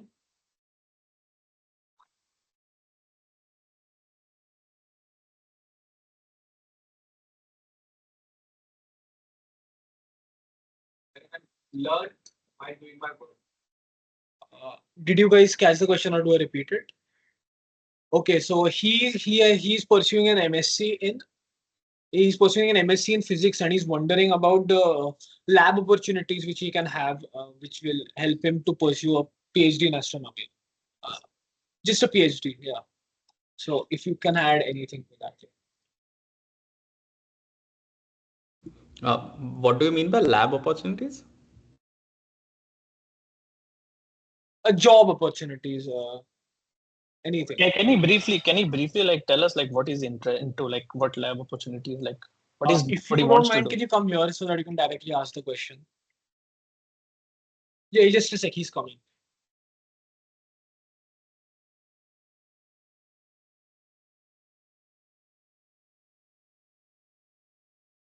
Yeah, it's near the laptop. Yeah, please go on. Hello guys, I'm Jayesh. So I'm doing my MSc Physics right now. Yeah, I'm a freshie first year batch. So I was wondering if there are any available opportunities, like just say, there are some positions bar. We have to go for exam and interview. Such opportunities in astronomy field where I can work, like just say ISRO in India, like some of you mentioned in NASA. But I can continue learning whatever I want to do in the field. So, are there any job opportunities for MSc students? I've heard very less of them. So, if you one of you know any one of you know, so you can guide us. Thank you. I hope you understand. Yeah. I can briefly answer that. So you touched upon some of these jobs in BRC and other places. These jobs are permanent jobs. Okay, they will expect you to put in full time of work. It's not a part time job. So having another endeavor on the side where you are learning or doing something else is going to be very difficult and demanding. And I know people who are in these positions right now, and they are doing partial research, partial work, which is sort of say engineering. So you you do have these opportunities. It's not just in BRC. You have them in TIFR, in PRL, in all most of these research institutes. You will be able to find these scientific officer level posts, which are really um, they are really good, by the way. You will get paid enough. You will have a good life there. Most of these institutes are government funded, so you'll housing वगैरह का भी काफी sorted रहता है. But in terms of if you want to transition into PhD after that, I I don't know many who have done that, but that will also set you up for a nice transition into PhD post that particular endeavor. But do check the clauses in their contract. Okay, these permanent positions don't often come with these caveats that yeah, you can like work for a year and then you can leave. Okay, so just be careful with these things.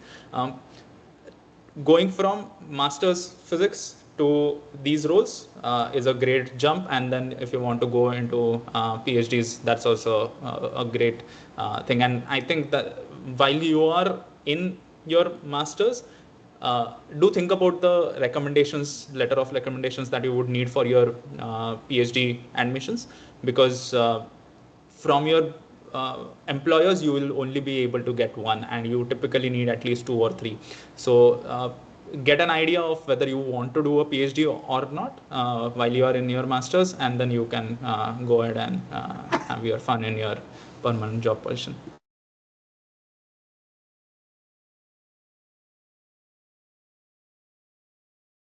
Does anyone have any other questions?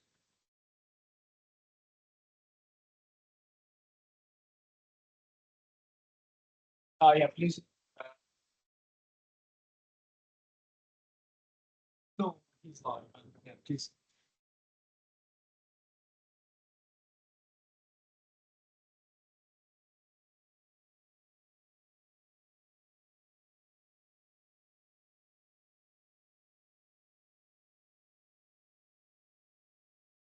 Okay, so right now as a BTech fourth year student, I have a lot of options in front of me. I can either apply for a master's or I can apply for a PhD in places like US where they do not ask for a master. Can you briefly touch upon the pros and cons of either? That's all. Yes, and because I know like there will be no clear cut answer for this, but I'd just like to hear exactly how do they compare with each other. Yeah, as I recently applied and I was facing a similar thing. Right. So there are, as you said, there's masters, there's PhD. The location matters, uh, especially on like what you want to do. So there are pros and cons. I'll cover both of them. So if you're looking for Europe, maybe again, Kunal and I can probably answer better. You need to, as I said, you need to do a master's first. So master's, that actually shifts it to two different things. Which makes it you have to first apply for master's and then you have to apply for a PhD. So if you want to do that, you can. There are, so once you enter a master's program in the in your EU, it's usually the same thing as, you know, you have to like take courses, do a master's thesis, usually around 1 to 2 years. Then usually for people who want to stay in Europe or go to the US for PhD, I know a lot of friends from my internships in Europe that they continued with the same person that they have. In Europe, the advantage to this is, of course, that your PhD, because you already did a master's, your PhD is now a more clear cut, like 3 year, 3 to 4 year thing. The disadvantage to this is because in Europe, you like the way you apply is in most places you apply to a professor and you get paid from his or her grant, their grant. And because you get paid from their grant, you are like sort of attached to that professor for most of the time. Again, please correct me if I'm wrong on any of this.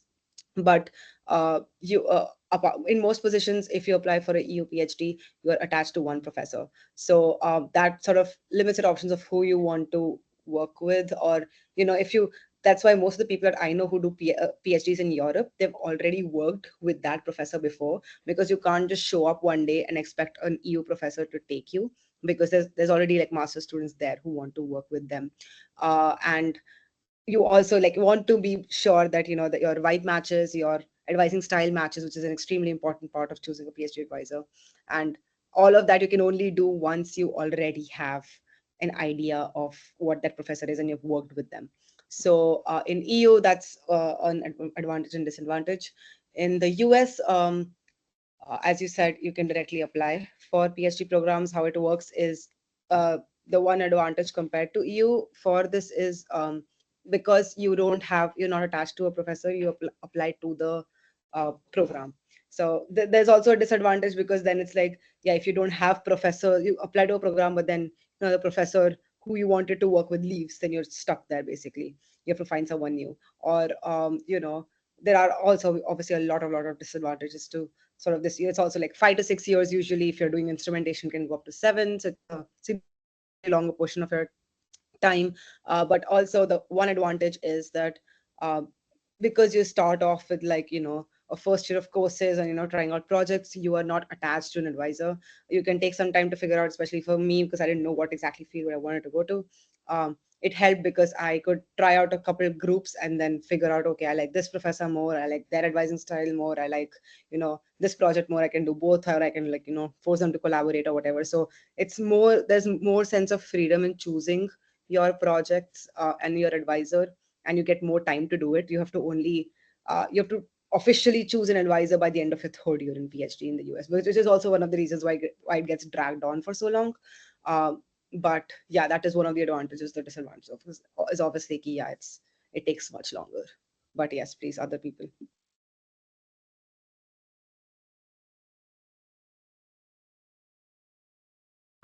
So in the US, isn't this so what you said, Harshada? Uh, like choosing an advisor later in your PhD. That's not the case in every university, right? That I know it's the case in many universities, but there are also places where when you get an offer by some professor and they are going to fund you. And I've heard of cases where if you want to work with someone else, that someone else also has to agree to fund you, which might not always work.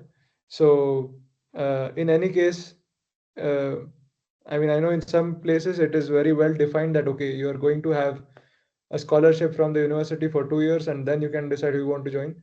But in places that don't have this, you have to, I think it is highly recommended to like talk to them and find out before you accept the offer. I've had a friend who had it was not in Astro, but in the US, where he was funded by one professor and he was stuck with that professor and he turned out to be not so great.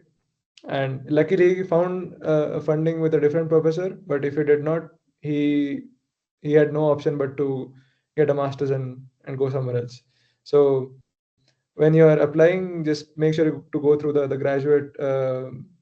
graduate school details, whatever they have on their website, because they usually mention how the funding works.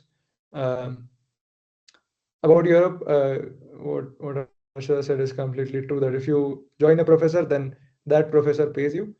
There is a second option where you can get fellowships, uh, but unfortunately, even those fellowships can be connected to a professor. So it is kind of a high risk if you just blindly apply to someone and don't even know what they're like. Uh, of course, this is not the case if you're doing a master's in Europe.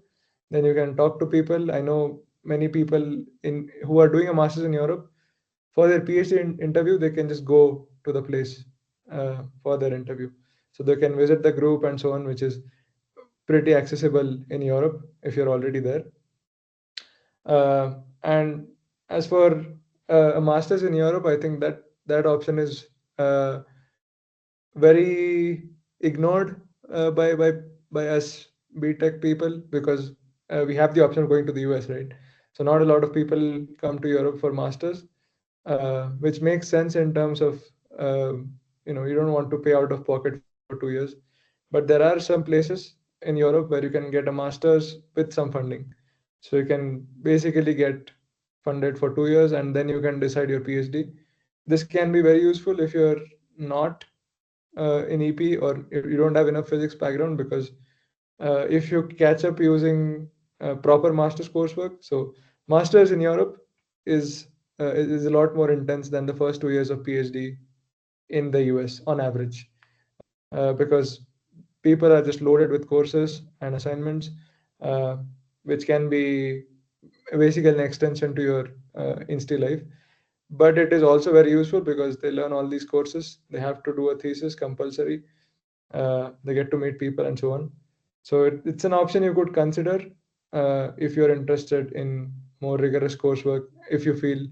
Uh, if you feel you want to try out Europe.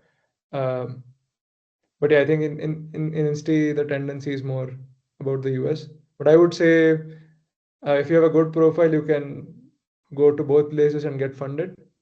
So you can always talk to people who have been through both of these channels, and then make a decision of what you feel is better.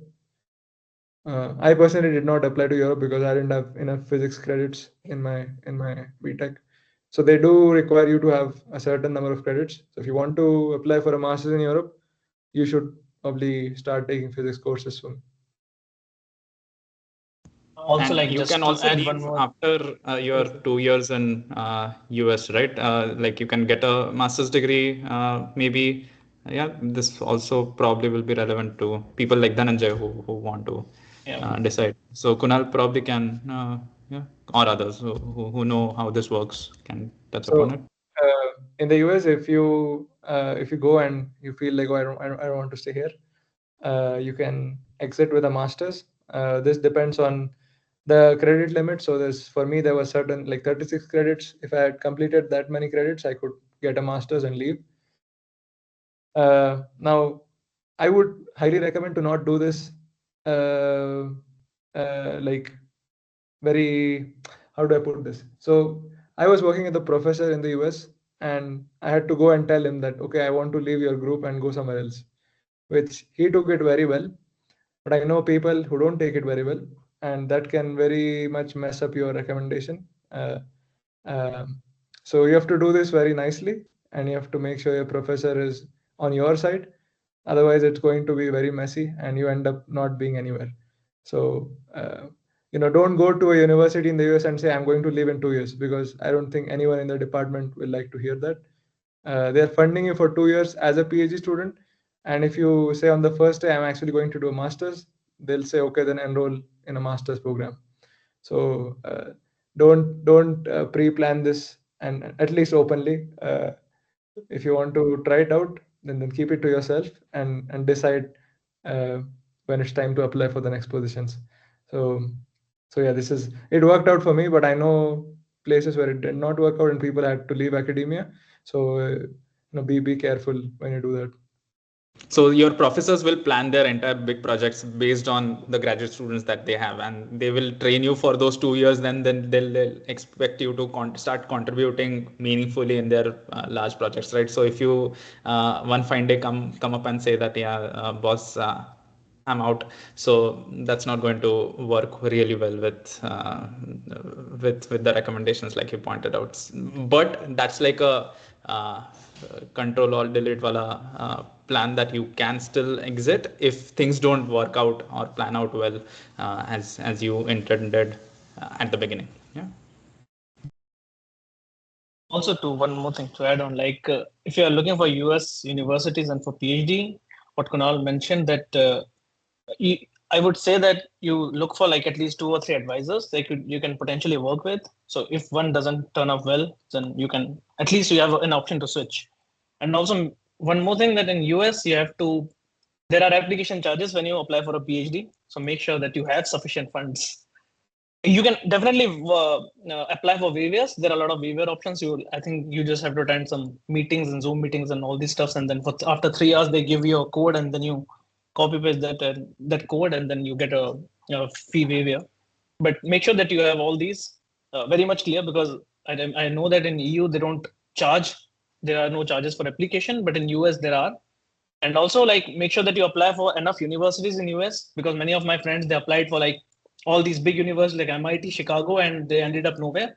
So keep this in mind. Like, you keep like maybe a 3:4:3 ratio, like big universities, and then some normal QS ranking, like 200-300 rankings, and then you can look for the lower tier colleges as well. So like you have to keep things in mind, and yeah. So, we are a little low on time, so I will ask one last question from the document, which hopefully it will be engaging, and after that we'll go back to some more audience questions if you would like. So the question which we wanted to ask you guys is, if you could go back in time and give yourself some advice about pursuing a career in astronomy, what would that advice be and why? So please elaborate on that.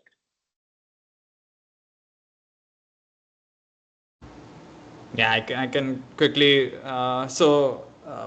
When I had done my first research project, I had realized that it is careers are full of like risks and leaps of faith, right? So, 5 years or rather 7 years from that decision that I took to transition into astro, um, I still will go back and tell my old self to take more risks.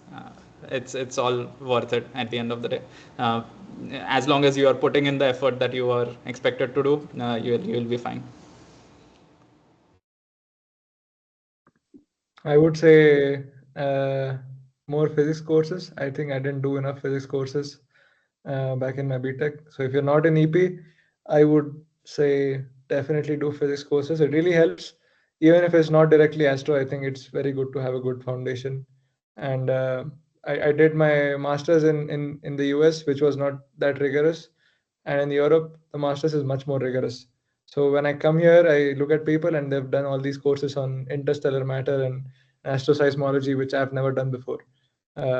So I kind of feel that difference. I know it doesn't matter in the big picture, but to have your fundamentals very clear is going to go a long way. So if you are not an EP student and you're early in your BTech, I would say start taking a course or two whenever possible. Just build up towards this, and I think that will pay off in the long run. Yeah, this is a very personal, obviously it will change from person to person. Personally, I think I would advise myself to try out more things than I did. It's always, a good it was a good idea to try out more different fields and more different fields in astro than I wanted to. It was like, okay, let's say I was like, okay, I like this and I will fix to this, because it's like, as a first year student, you don't know what you like. You think you know what you like, and start doing it, and it turns out to be okay. You kind of like it, and then you're like, okay, bas yahi karna hai. But then, there are so many more different fields and different types of research projects that you can, explore, which I wish I would have done in undergrad, because that is the best time to explore, is right now, to try out different things and see whether you like it or not, and not go in with preconceived notions. For me, it's like I could have done more statistics probably, but I mean you can still learn. I mean, we all are like young enough to learn, given the stage. So not as probably I would have liked to learn, could have learned cooking better, but that's a very different thing. But otherwise, not as such. Yeah. Thank you so much for those. So does anybody from the audience have any more questions? Yeah, please go on. If you can speak loudly enough, you can try from. Can you hear me, guys? Yeah. So my question is, I just want to have like a path set for me. Like, what should I study if I want to be an astrophysicist? For example, you mentioned Jupiter, things like that, like book recommendations, course recommendations, stuff like that. I want a little bit more on that. What's your background, by the way? What are you doing in? MSc Physics, first year. First year. Yeah, maybe others can start off. What did he say? What did he say? First year? What? MSc Physics, first year. Okay. Carolyn Osley, great place to start. One of the best books everybody recommends about knowing most things in astro. It will give you a lot of like, you'll realize that astro is like a different field than physics, which I didn't know. But yeah, so it'll give you a lot of like, basics about stellar astronomy, galactic physics, cosmology, basically like coordinate systems, telescopes, basically everything you need. That's a good place to start. Other things are, of course, like, that's like textbook wise. skills in general are just coding. Like it's almost like universally true. Like even if you're an experimentalist, you have to code. Like you have to do simulations, you have to do things. So coding is generally one skill which will always help. So I guess yeah, just learning through like different packages and like different like how you can like um, different pipelines and so on and so forth. Try to get as much as research projects as possible. Try to like work in like diverse research projects just to say get like different skills basically. Yeah, I mean, uh, coding is really important. I would just do it. Like, coding is really important. If you can start early, then that's really good because mostly now, right now, things are like mostly automated. So I would really suggest you to learn coding and books like Austin Carroll and Fundamental Astronomy, and there are other books as well. So you can go through to basically understand what astronomy is or like what are the different things in astronomy. But coding is something that I would be really happy if I would have known this maybe 2 3 years before. I mean, before you guys started like this Kritika and Jupyter books in COVID period, but could have started earlier, you guys. I remember that you guys did like growth telescopes and everything, but So one thing that I think everyone can do, regardless of which year you are in, is read Astrobytes. I don't know if you guys know this. Astrobytes is this website run by students. It's like every day there's a new article about some very recent paper, usually recent, but sometimes old classic papers, where they summarize the paper in a way that we can understand at an undergrad level, and that is really good to kind of get an idea of what is going on in astronomy. And it is um not not as bad as reading papers. I would say I don't like reading papers even now, but Astrobytes is very reader friendly, and you get to know what is happening. For if you are a master student, I think then you can make the jump to archive, where archive is a place where uh, astronomers usually put their papers every day. So it's an open source thing basically. So most astronomers these days they just put their papers there. So it's a good place to stay up to date about what is being published these days. It is also divided according to different subfields of astronomy. So if you are in your masters, I would say giving 5 minutes a day to archive is a really good idea. Even if you just read the titles, if you find a title is interesting, read the abstract.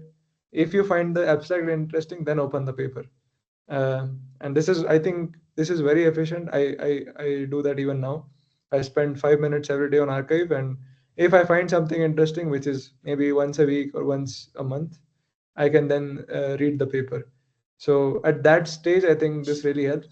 Uh, if you find the papers too annoying, there are also I think there are some online links that tell you how you could read papers. You don't have to read paper like a book where you start from the first word and then end at the last word.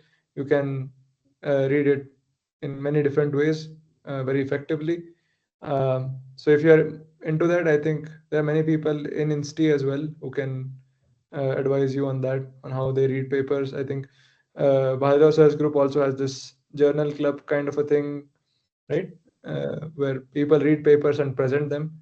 So there are many people around. You can ask how to read this, but Astrobytes I would definitely recommend for everyone.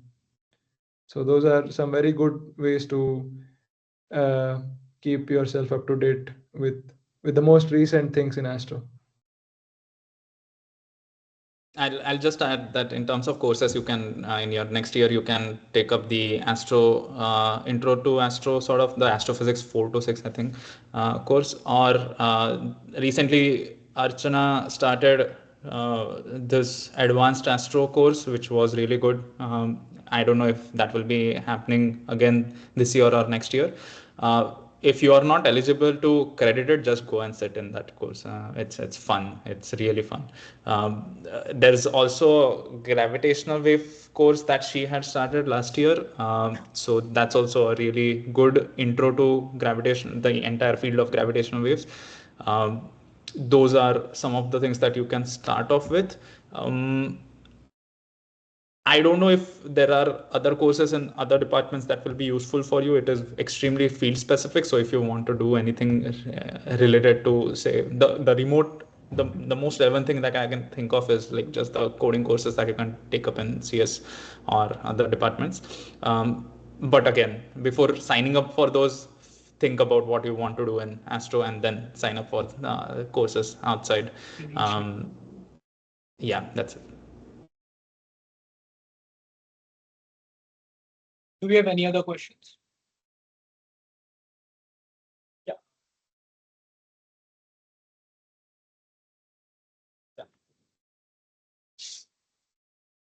So guys, can you hear me? My name is Shubham. I am doing masters in physics. My question is, how can I write research paper which have high impact factor? At the same time, like I heard I asked this question to others, and they say do internship and then do projects. But I know people who don't do internship and project and still write good research paper. And I also know people who do projects and internship and do write good research paper. So I'm a little bit confused. And when I say high impact factor, that actually has some great advantage to humanity. So can you suggest it? It will be better to generalize it, not just in astro and other fields also, because we met people who are in other fields both. So can you elaborate this question? Like I'm at the beginning stage. So to the audience, his question was that how do you go on to write research papers with a high impact? That is what he's asked the panelists. So, And another thing, how can a master classes help in writing research papers? Is this for people I surround with? Can they actually help in writing research papers? thank you. I'm not sure whether journals with high impact factors are free for publication. Like you need to pay certain amount, like really good amount. So going with high impact factor is probably hard, but you can definitely put it on archive. I mean, but how to write? I mean, others can definitely answer it. If you have any. I mean, how to write? I mean, it's very because I've worked with collaborations and like my supervisors and all.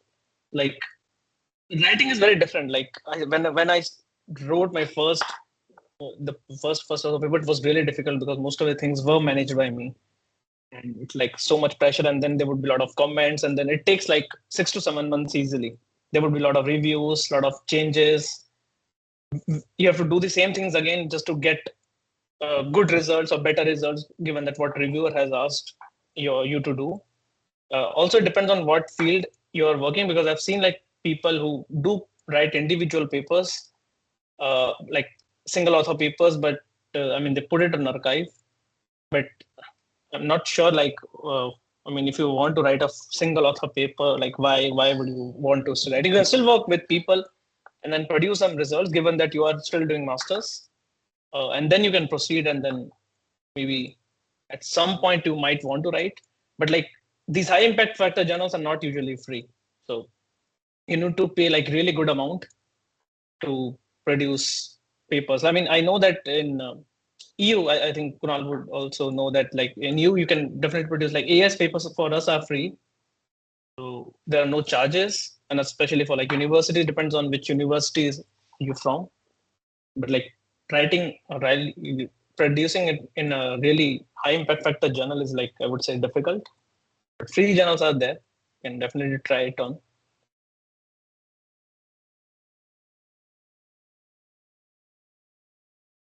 I'll quickly add just to answer this question is that if I were you, I wouldn't go into research projects thinking of publications. I would go into them thinking of what contribution I can do and what new things I can learn, and what new can this particular project or problem statement achieve. So find a good guide, reach like sort of tick all of their eligibilities, whatever they are asking you for, and then just dedicate yourself to whatever the project that they allocate to you. And papers are an eventual outcome of your nice projects, okay, whatever contributions you make. So starting off with the notion that I would want to go for a high impact paper might might not be the best way to go about it. Instead, start working with some professors, and then you'll get that experience soon enough by reading papers, and also to after contributing from in your projects. Also, one quick thing I'll add is, I think from what I've seen, from all the people I've met, is that there are not many places where they will expect you to have a paper in your masters. It is completely normal to have, some research projects and good grades and no papers. Uh, so there's no need to like take any kind of pressure that, oh, if you want to apply, you need a paper.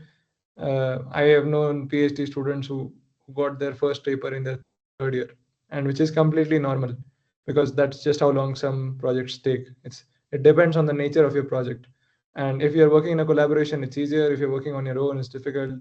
But they all know that, like all the professors who are going to assess your application know that how often can you publish in a certain field, how difficult it is, and so on. So you don't need to worry about this whole, like, I think Gaurav mentioned that papers are currency in academia, but that matters after your PhD postdoc. That matters much later in your career. When you're a student, if you have a good research project and good recommendations, I think that goes a long way than having a paper and bad recommendations. So what really matters is how well you've done in your undergrad, and how highly regarded you are by your professors. That really goes a long way. One final thing to add, as Gaurav already said, was that the mindset of being like, the first paper I want to publish would be like, or like the next paper I want to publish is like, should be like extremely high impact. That's not expected, neither it is like really realistic, because there have been people who've been working in this field for a long time. Of course, you could be a child prodigy or a genius, sure, you can do it, but then it's also like, when you it's like, it's the same thing, right? When you start learning courses, for example, you don't just directly jump to the highest problems. You learn the basic physics first, then you go to harder problems, and so on and so forth. So it's the same thing with research. It's like you start slow, you start small, you start with like, doable problems. And professors, when you go work with them, they will see your background and they will give you doable problems. The professors are gonna give you like extremely unsolved problems. They know what is like a manageable project to do in an undergrad or a master's level, and they will give you something like that, where you can probably get the skills that if not a paper, at least you can get the skills that they think is sort of relevant to uh, astronomy or in general. And then you learn and you step forward slowly by slowly, and then you eventually, if possible, like do papers that are actually more relevant to the broader scientific community in general. So you've got to start small and start somewhere. So the mindset that, oh, if I want to publish, I want to publish only a high impact factor journal, will not work, because you can't, as a master student, you can't just like, or like a undergrad, or even as a couple like junior PhD student, you can't just go and work on extremely hard problems. And also, just to give you some number statistics, in my generation, in my Impress generation, there are, I think, 25 students. 24 of them, we didn't have a paper, like not even first author, like no papers. And but we were still doing our PhD. We started our PhD last year. So it's not about like having papers. It's also about what Harshita mentioned, to have necessary skills. Then you can also undertake a PhD. So if your professor agrees that you have necessary skills to undertake the research project that is allotted to you, then I think you're good enough. Does not mean that you need to produce papers or like high impact factor papers or nothing. If you have a paper that's really good, works. But also, if you have a paper, that does not mean that like that you are guaranteed to get a PhD wherever you want. Depends on what professor wants, what you want, whether your skills and like whether your motivation they align, whether projects align. So a lot of various stuff. So I would say, like what Gaurav mentioned, just to repeat it, that you do not focus on papers just, but you should focus on what skills you need to have. Focus more on research than to produce papers. It will eventually come out if you do good research. So go ahead and do good research probably. Thank you so much, guys. I think we'll conclude with that. And just before we conclude, do any of you guys have any final comments? I think I'll quickly say something that I always want to say to people who are going to apply. Please, talk to the people you're going to join.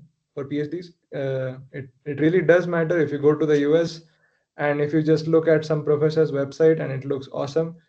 That is, I mean, that is normal because all professors have an awesome research profile. Uh, that is going to be universal. But what really matters is how those people are to you as a supervisor.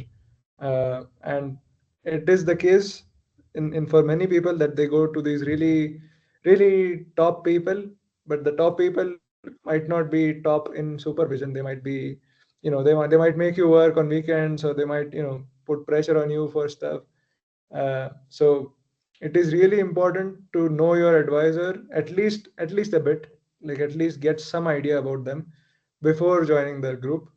And this can be done either in your interviews, or you can write them emails, or you can talk to the students. But all these things matter. I did not do any of this actually. And the professor I originally went to work with in the US, I did not work with that professor. I worked with someone else, and I was lucky to get a different project. But what I would recommend everyone is that in research, of course, the topic matters, what you like matters, and so on. But what matters just as much is who you are working with, what kind of a group you're working with, and if possible, please get an idea of that before you sign a contract with them. Uh, yeah, that's general application advice from me. Yeah. I mean, I would also say the same because I mean, if you can, then do set up a Zoom meeting with them. Like you can know them or you can talk to their PhD students. Like I did the same because I wanted to get a, because in EU it's like if you have a professor then you have that person. It's not like you have a leverage that you have it in the US that you can choose if you have enough options. So I wanted to get a professor and then I talked to her and then set up a Zoom meeting, and then she was good enough to set up a Zoom meeting. And she told me her working style, what what she expects of me and everything. So it's good to talk them before you join and you sign a contract. So it's really good that you know all these, because ultimately you're going to spend like 3 years or 4 years or maybe 5 years with the same person. And probably like in extreme cases, you might not want to continue academia in some cases. So it might turn out really bad. So make sure, because you are going to spend a good amount of time of your life. So make sure that you end up with good people or people that you want to work with.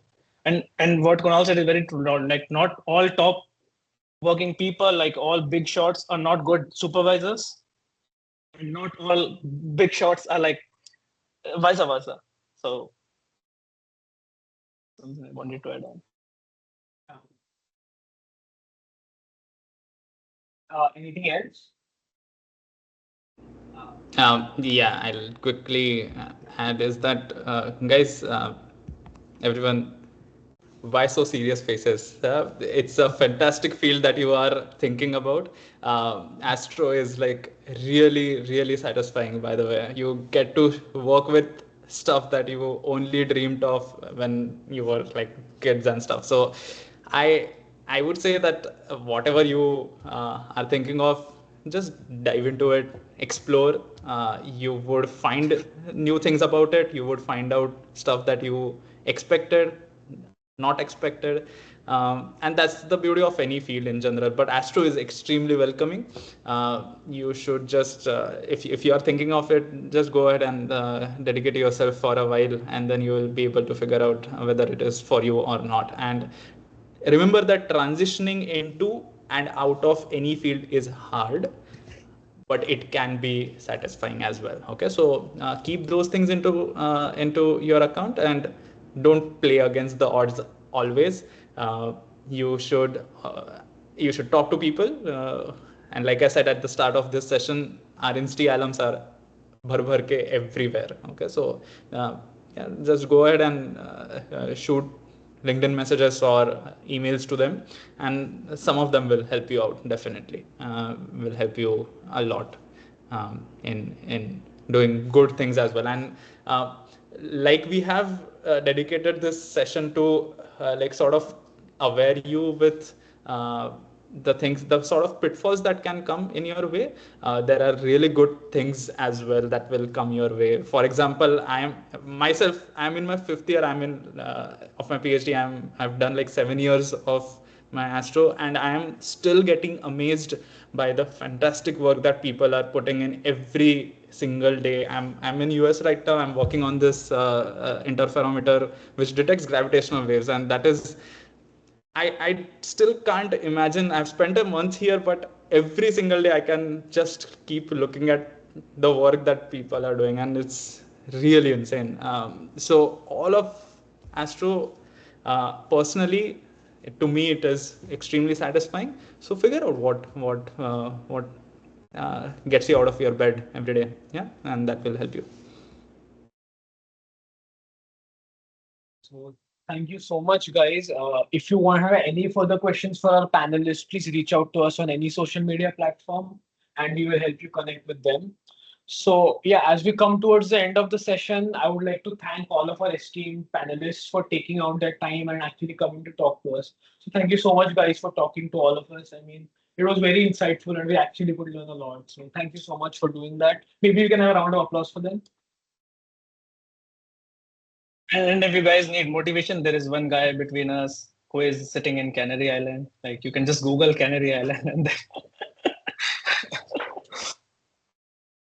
So yeah, basically, whether you go on to venture into research, education, space research, anything, it's a huge universe and there's a lot of opportunity. So I hope you find your niche, and I hope today's session helped you find your niche. So thank you so much, guys.